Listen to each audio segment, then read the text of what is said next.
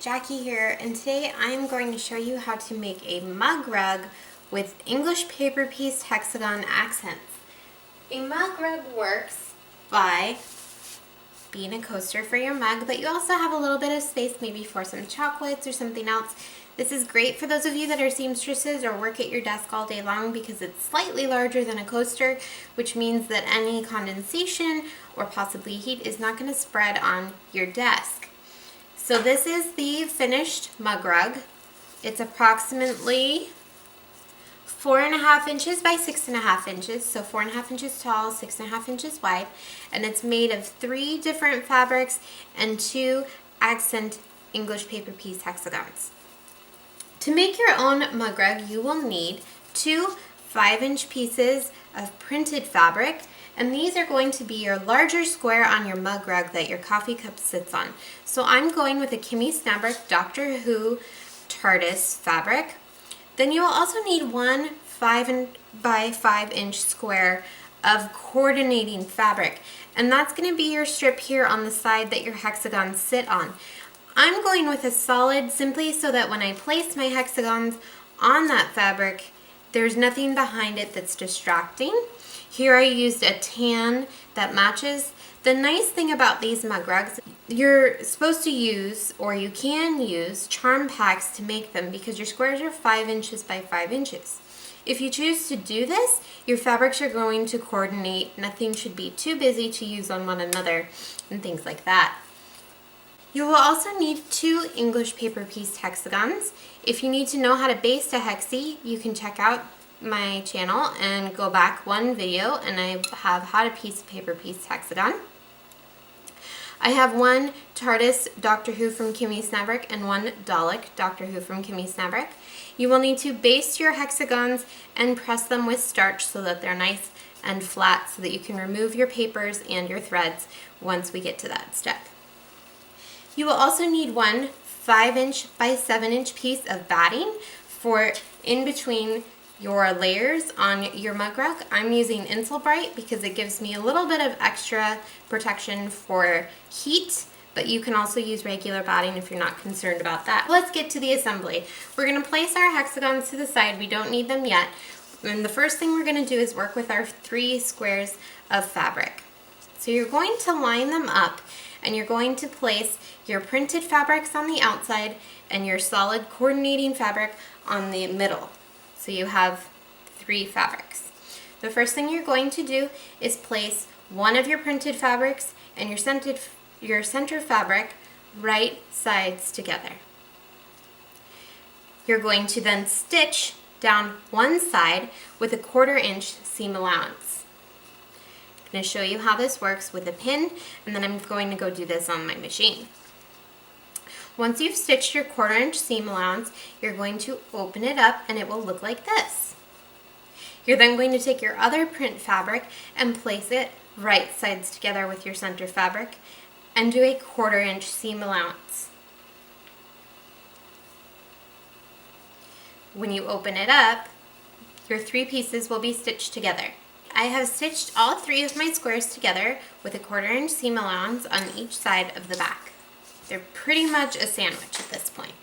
The next thing you're going to do is you're going to fold the whole strip in half. Right sides together is the easiest way, and you're just going to finger press that center line. Now if you want, you can use an iron to press this. I'm just going to finger press it really good. And when you open it up, you'll have a line down the center. Mine's a little crooked. Try this again. There we go. And you're just going to cut down your finger pressed line. Then you will have 2 identical pieces, one with the strip, one with the printed fabric, and that's what your mug rug's going to look like once it's finished. Next, you want to flip your pieces over and press your seams down. This will make it so that they sandwich nicely. So you're just going to press your seam to one side And then flip it over and just press it again. Make sure it's nice and pressed. So now you have two pieces. The next thing you're going to do is you're going to flip them over so that they are right sides together, and you're going to line up your seams. And I'm just going to place a pin. Next, take your batting that you've pre-cut, put your mug rug on top.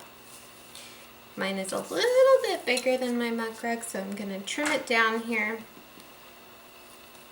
just so that I don't have a lot of excess. So your layers are going to be your fabrics, right sides facing, and then your Insulbrite or your batting. Going to pin these all together. Now you're going to stitch around the outside with a 1/4 to a 5/8 inch seam, but you're going to leave yourself a 1.5 to 2 inch gap where you don't stitch. So you're going to stitch, back stitch, stitch all the way around, come here, back stitch, and leave this hole open with no stitching so that you can turn your mug rug right side out. I'm going to go stitch this on my machine and I'll be right back.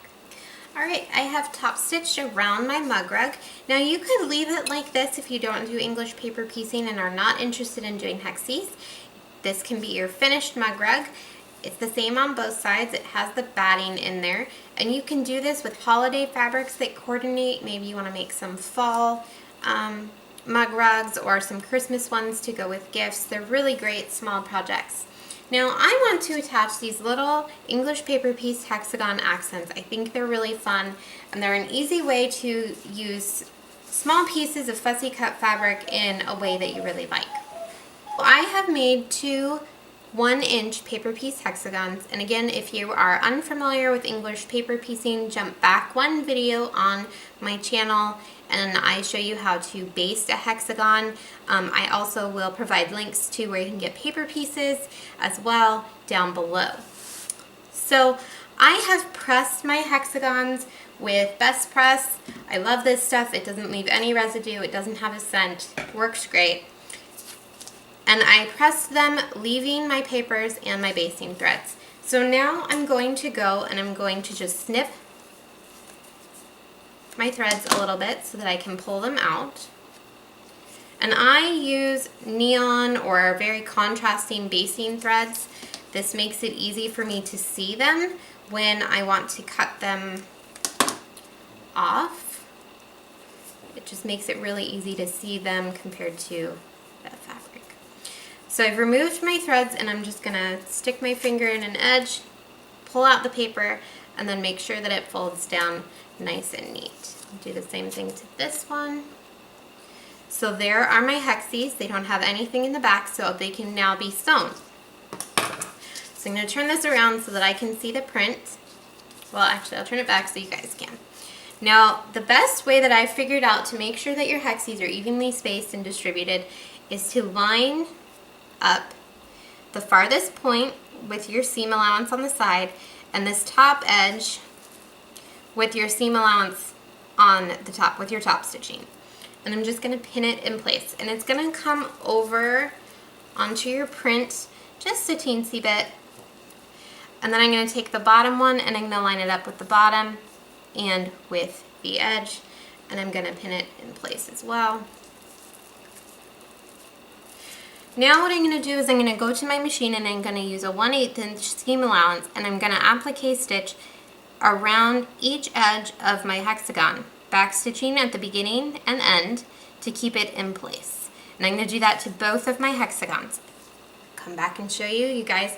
Once you top stitch those hexagons on, your mug rug is finished. I have top stitched around my hexagons with a 1/8 inch seam allowance all the way around, and I have finished my mug rug. So I've got this awesome print here, and then on the side I have my 2 accent hexagons. And the really cool thing is that when you top stitch your hexagons on the wrong side, you just have these top stitched hexagons that show up on your print. So that is how to make a mug rug with Hexie accents. I hope you guys enjoy it, and I will see you next time.